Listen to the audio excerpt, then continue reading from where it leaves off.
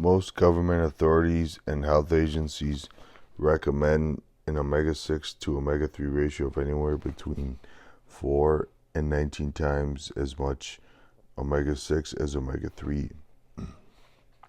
Only at the very bottom of this range do you find a ratio in line with those of the healthy populations looked at in this chapter.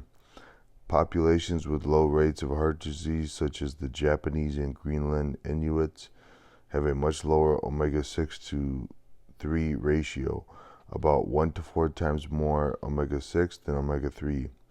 As discussed in Chapter 3, this is much closer to what your genes and your biology have come to expect since your ancient ancestors walked the earth. Taken as a whole, the scientific evidence suggests that reducing your consumption of omega 6 and increasing omega 3 is a relatively simple change you can make that will yield profound results for your health. Summary: inflammation has gotten a bad rap, but when it's working properly, it's a necessary normal body function. Heat and swelling is your body's response to trauma, and it keeps the damage localized to a small area. Inflammation is a problem when it isn't working properly, when it's severe, chronic, and unresolved. This isn't a hard and fast rule, but essentially, omega 6 fats promote inflammation and omega 3 fats control it, specifically DHA and EPA. By studying the populations of India, Japan, Greenland, Catawba, and Israel, researchers have determined that diets high in a saturated fat and omega 3 fat but low in omega 6 fat produce lower rates of inflammation, cancer, type 2 diabetes, and heart disease. Chapter 5: Dietary Fats. What's good and what's bad for heart health? We've spent the previous chapters making the case that as our species has moved further away from the original diet consumed for the vast majority of ancient history, we have developed a major increase in chronic illness. We've looked at populations in very different geographical locations: the Arctic, the Mediterranean, Asia, and the southwestern Pacific, and determined that a unifying factor in their diets, whether they were high carb or low carb, mostly plant-based or more animal-based, was a very low intake of omega 6 and a high intake of omega 3. Most of these groups had exceptional health and until recently were largely free of the chronic diseases that have plagued the U.S. for over half a century. As we've seen, though, as these populations have abandoned their traditional diets in favor of what they believe to be healthier, especially for cardiovascular health, they've started to trade their inviolable health and longevity for the kind of epidemic illnesses we currently have in the U.S. Thanks to emulating the supposedly evidence-based dietary guidelines created in the U.S. in the late 1970s, almost every industrialized nation now has a high dietary omega 6 to 3 ratio. Despite a large and growing body of scientific evidence in direct contradiction to those guidelines, recent headlines would like to keep you stuck in a time warp and in a nutritional twilight zone, doomed to repeat the mistakes of the past. With health food stores well stocked with fish and krill oil supplements, nutrition organizations are suddenly telling you that omega 3s aren't as beneficial as you thought, and that they might even be harmful. In this chapter, we'll do a deep dive into omega 6 and omega 3 fats as they affect several issues related to cardiovascular health. We'll show you perception versus reality, and then look a little further at the role of omega 3 in heart disease before turning to monounsaturated and saturated fats. Heart disease. Perception. Regularly consuming vegetable oil lowers cholesterol and as a result reduces your risk of heart disease. Reality. Consuming a large amount of vegetable and industrial seed oils often does decrease total cholesterol and LDL, the poorly named bad cholesterol. but this does not guarantee a life free from heart disease or heart attacks. If you think having low cholesterol automatically protects you against these, think again. Heart attacks are equal opportunity killers. They strike people with low cholesterol, high cholesterol, and everything in between. Just as with fats in your diet, when it comes to cholesterol and risk for heart disease, it's not the total amount, but the type.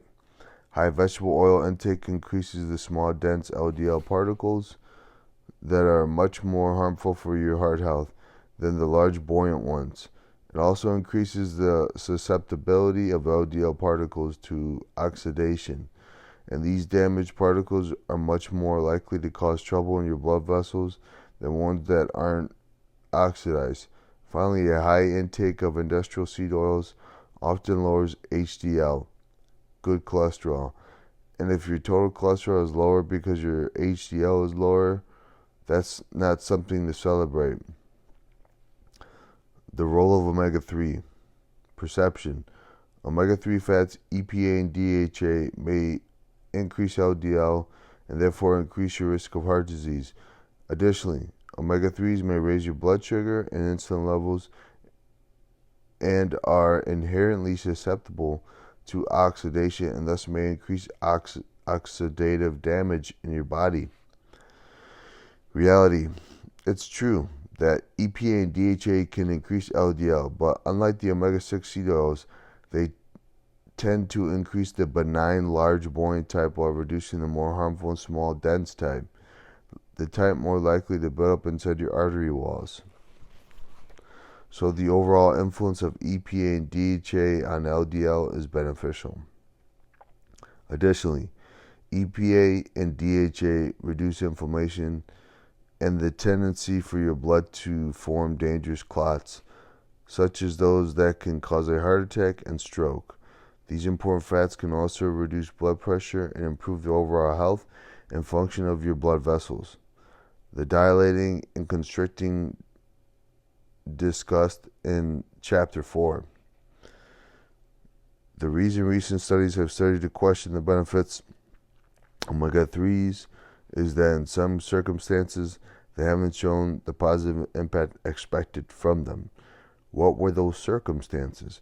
High omega-6 intake. Studies involving omega-3 supplementation often fail to take into account a person's typical diet. If their usual diet, the typical Western diet, is flooded with an ocean of omega-6s, then throwing a little splash of omega-3 in it isn't going to make much difference. On the other hand, when someone's diet is relatively low in omega-6, or when the research looks at the ratio of omega-3 fatty acids in tissues, EPA and DHA have consistently been found to be helpful for cardiovascular health. Blood pressure. Perception. Marine omega-3 fats, EPA and DHA, do not have any benefit for lowering blood pressure. Omega-6 seed oils do not raise blood pressure. Reality. Consuming EPA and DHA, especially in combined doses of 3 grams or more per day, has been found to significantly reduce blood pressure, particularly in patients with diabetes or heart disease. Consuming omega-6 seed oils may increase blood pressure and damage healthy arteries. High blood pressure, called hypertension, is referred to as the silent killer. The reason for this is that in many people it comes with no warning signs or symptoms, unlike other cardiovascular problems which may cause chest pain, shortness of breath, or other symptoms. Hypertension takes hold and progresses quietly. Even while it's causing damage to the heart and blood vessels, because it's so insidious, it's something you really want to keep an eye on. With that in mind, let's look at the roles of different factors in helping to maintain healthy blood pressure. Salt. Perception. The dietary villain that has traditionally borne the blame for causing hypertension is salt, which is said to cause the body to retain water, putting stress on the heart and blood vessels. Reality. Healthy people have been consuming salt since the dawn of time. It is an innocent victim in the blood pressure game, while omega-6 fats have been largely ignored, though they are far more detrimental for blood pressure than sodium. Dr. Dino Colatanio's book, The Salt Fix, provides powerful arguments that salt, which has been prized and valued throughout history, is not the primary cause of high blood pressure. In fact, a diet that's too low in sodium can actually cause your blood pressure to rise. Fat. Perception. Eating fat gives you clogged arteries. Reality. If you have a typical view of nutrition, you are likely unaware of the true effect of fats on your arteries. Proper blood vessel function is controlled by compounds that help your vessels dilate and constrict in response to blood flow. And the vessels must dilate. If they don't, blood has a harder time flowing through them, and your blood pressure will rise. One of the primary compounds that helps your blood vessels dilate is nitric oxide. Don't confuse this with nitrous oxide, the laughing gas used in dentists' offices. Besides just telling your arteries to dilate, nitric oxide can also help prevent clots and atherosclerotic plaques from forming. All of that sounds good so far. Where do the fats come in? As we've discussed, omega-6 fats such as linoleic acid are highly susceptible to oxidation. Oxidized, damaged linoleic acid sets off a cascade that ends with reducing the synthesis of nitric oxide. Less nitric oxide, higher blood pressure. Additionally, recall that a high intake of omega-6 fats increases small dense LDL and also oxidized LDL. Oxidized LDL is found in the plaques that build up in artery walls, and the plaques may interfere with proper blood vessel function. Adding insult to arterial injury, omega-6 fats don't just affect your blood pressure.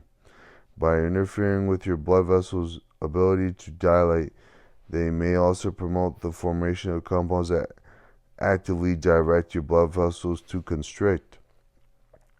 Soybean, corn, and cottonseed oils start looking much less heart healthy when you know they contribute to atherosclerosis and hypertension.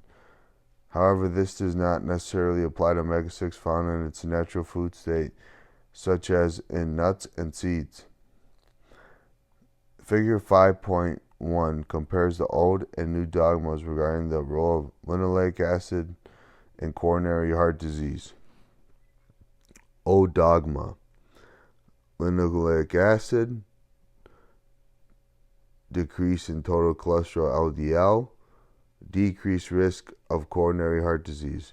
New dogma: linoleic acid from industrial seed oils, increase in small dense LDL, plus oxidized LDL, VLDL, HDL, increased risk of coronary heart disease.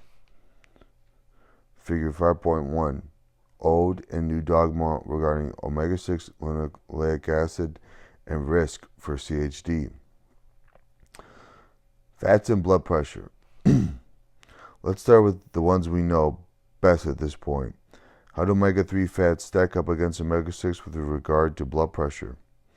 One study showed that in people with mild hypertension, taking 6 grams of fish oil a day for 10 weeks lowered blood pressure compared to 6 grams of corn oil. In fact, the corn oil actually increased arterial pressure, although only by a little bit, but when your blood pressure is already elevated, something that makes it even slightly higher could tip you from a category where you don't need medication to one where you do. At the very least, fish oil appears to be better than omega-6 rich corn oil for lowering your blood pressure, and the beneficial effects can be seen in as little as 10 weeks. Now, 6 grams of long-chain omega-3s is a relatively high dose, but that amount of total omega-3 is easily obtainable on a healthy diet that contains abundant marine omega-3 rich foods with a little extra supplementation. So EPA and DHA are better for blood pressure than corn oil. But what about other kinds of fat? How about monounsaturated fat? Does omega-6 have an edge there, or does it still fail to impress? In a study that pitted olive oil high monounsaturated against sunflower oil, high omega-6, in people with high blood pressure, olive oil was the clear winner.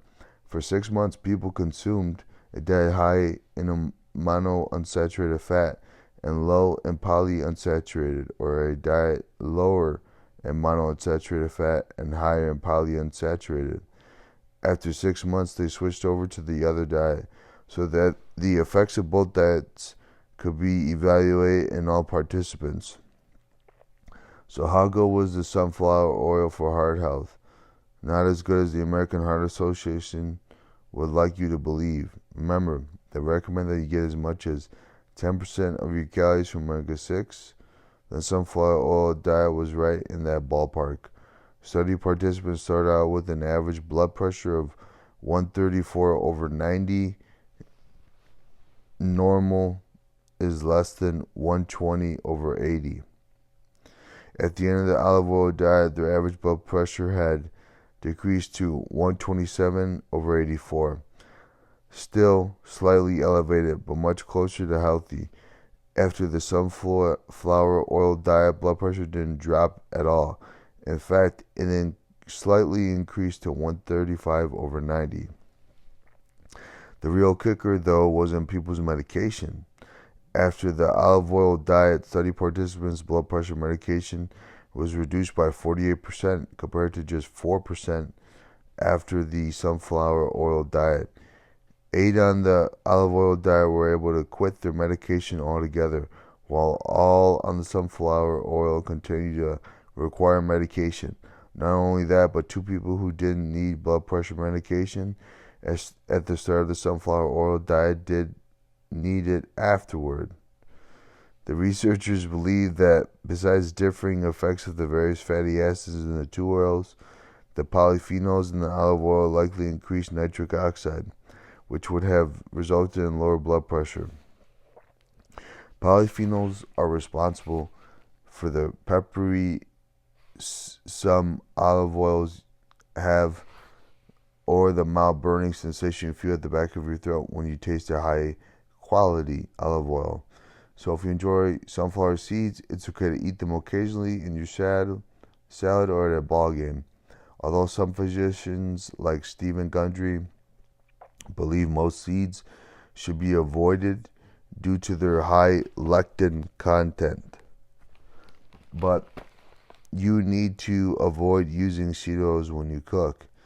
The list below summarizes potential mechanisms by which the omega-6 fat linoleic acid contributes to hypertension.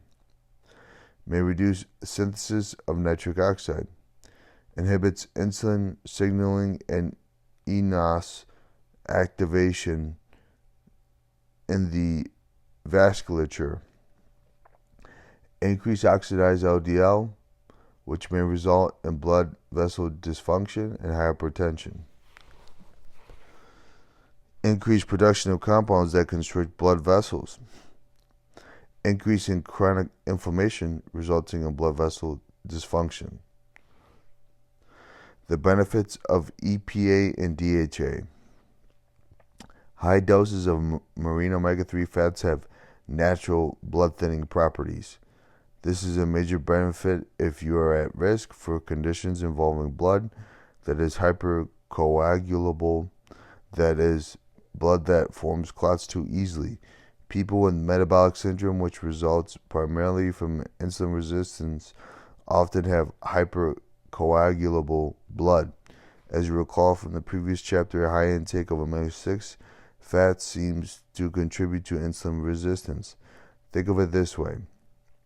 When insulin resistance is present, especially when blood sugar is also high, instead of smooth and fluid water that flows through blood vessels easily, blood becomes more like thick sludge pressing up against your arteries. No wonder your blood pressure goes up.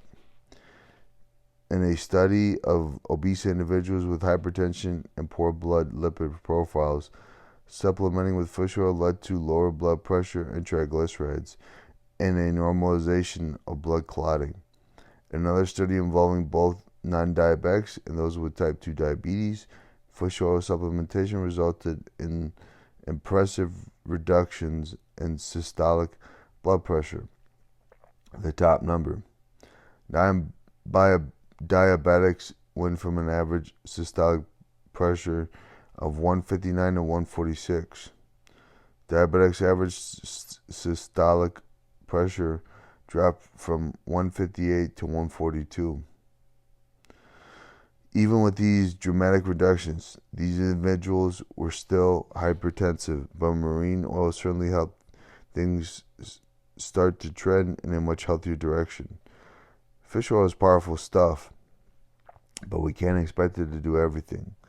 Combined with other dietary and lifestyle interventions, blood pressure would likely come down even further. Research that analyzed the findings of 31 studies that compared fish oil to a placebo found that fish oil supplementation causes a dose-dependent reduction in blood pressure, meaning the higher the dose of fish oil, the greater the reduction in blood pressure. We should note, though, that the greatest effects were seen when people took at least 3.3 grams of fish oil a day, and the results were strongest in people with hypertension, abnormal lipid profiles, and arteriosclerosis. This makes sense, though. If your heart and blood vessels are already in great shape and your blood pressure is already of a healthy level, then fish oil might not do all that much for you. But if you're starting from a place of high blood pressure or have other cardiovascular issues, fish oil or krill oil may be a natural way to help yourself.